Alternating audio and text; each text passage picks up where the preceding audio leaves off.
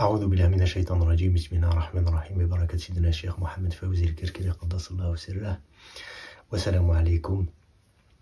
Dieu dans son infinie sagesse a fait de nous des êtres qui aimons les histoires. Peu importe qu'on soit un enfant, un adulte, un vieillard, on a le cerveau câblé pour aimer les histoires. Une même information délivrée de manière purement factuelle ou délivrée sous la forme d'une histoire n'aura pas du tout le même impact.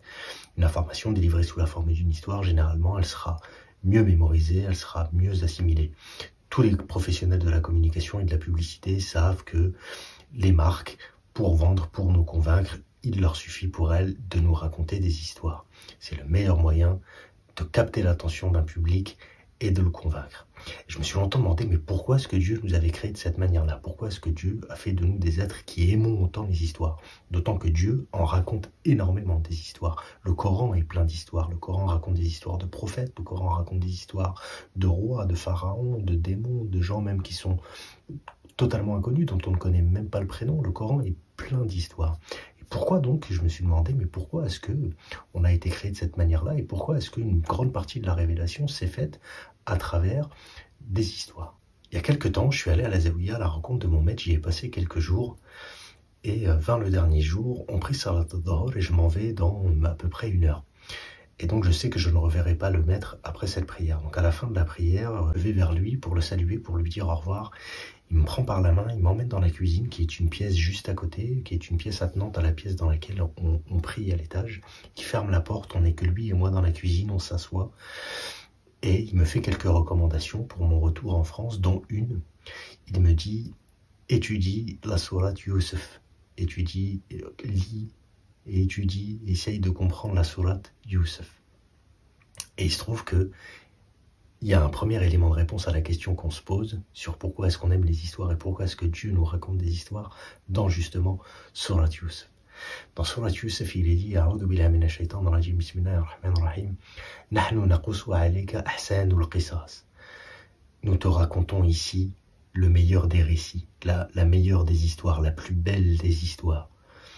Bima awhayna ilayka hadha al-Qur'an, par laquelle, une histoire par laquelle nous te révélons ce Coran.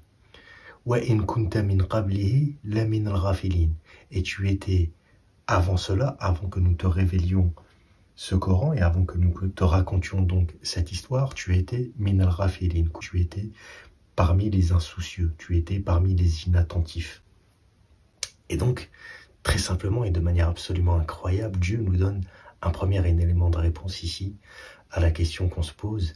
Dieu nous dit très simplement que par les histoires, donc en l'occurrence là par les plus belles des histoires qu'il va nous raconter, il va nous faire sortir de la rafla.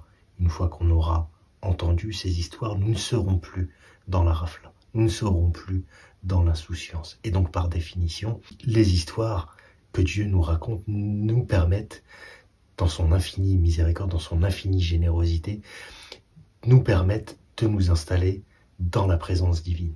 Ce sont par les histoires, Dieu a fait de ces histoires qu'il nous raconte un moyen d'accéder à la présence divine.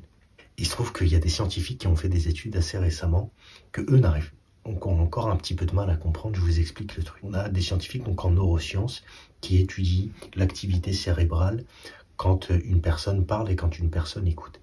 D'accord? Quand une personne donne une information purement factuelle, si je vous dis par exemple la vision de la lumière telle qu'elle est décrite dans le Coran est accessible à l'être humain. Information purement factuelle.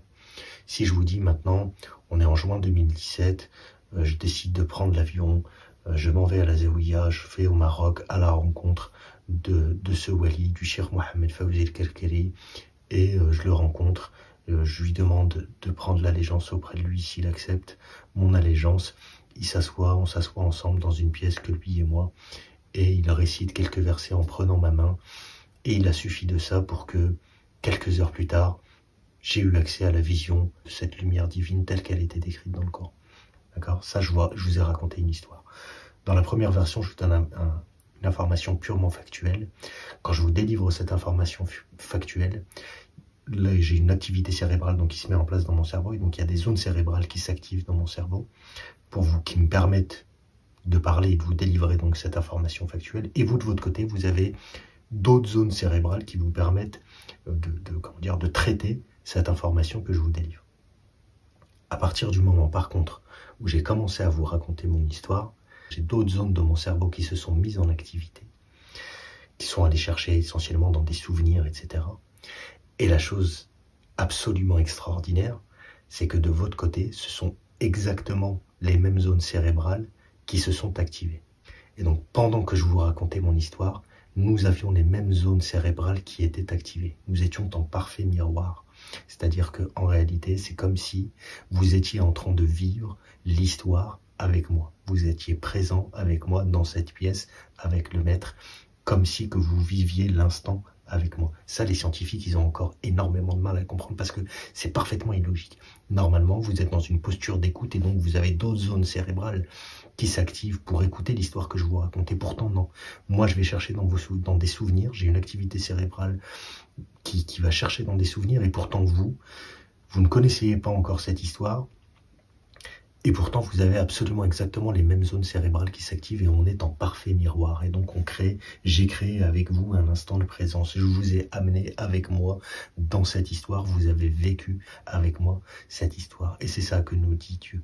C'est-à-dire que Dieu nous a créés de manière à ce qu'on puisse expérimenter des histoires par procuration. Vous êtes en mesure de vivre une histoire que moi je vous raconte par procuration. Alors qu'en est-il quand c'est Dieu lui-même qui raconte une histoire et quand c'est Dieu lui-même qui dit nous raconter la plus belle des histoires? Et donc ça, c'est à mettre en lien. J'ai fait le lien avec une sagesse que nous donne souvent, une leçon que nous donne souvent notre maître. Il nous dit attention, lorsque vous lisez le Coran, prenez garde à ne pas l'extérioriser. Comprenez que ce que vous lisez, c'est vous. Vous êtes en train de vivre ce que vous lisez. Vous êtes en train de vivre chacun de ces versets que vous lisez.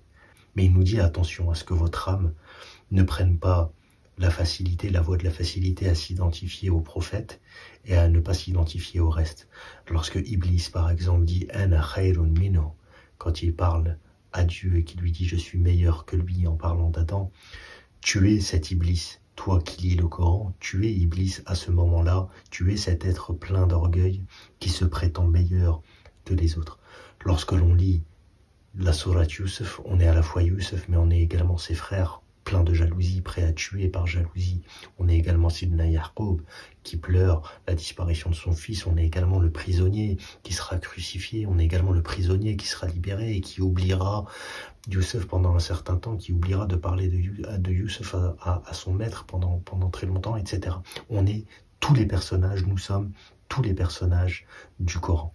Et donc c'est ça que nous explique le maître, c'est-à-dire que le Coran a cette incroyable capacité, la parole divine a cette incroyable capacité à nous installer dans la présence, à vivre par procuration ces histoires que les prophètes ont vécues, ces histoires qui nous sont racontées dans le Coran. Et ça, c'est absolument incroyable, c'est une générosité absolue de notre Seigneur de nous avoir permis, de nous avoir créé de manière à ce qu'on puisse vivre, à ce qu'on puisse accéder à la présence avec un grand P, simplement à travers les histoires. Voilà, c'est une petite réflexion que je voulais partager avec vous. Je vous remercie de m'avoir écouté. Qu'Allah fasse de nous des lecteurs attentifs du Coran, qu'Allah fasse de nous des lecteurs qui savent goûter et qui savent s'installer dans la présence de ceux qu'ils lisent, dans la présence des plus belles histoires que Dieu nous raconte. Wassalamu alaikum wa rahmatullahi wa barakatuh.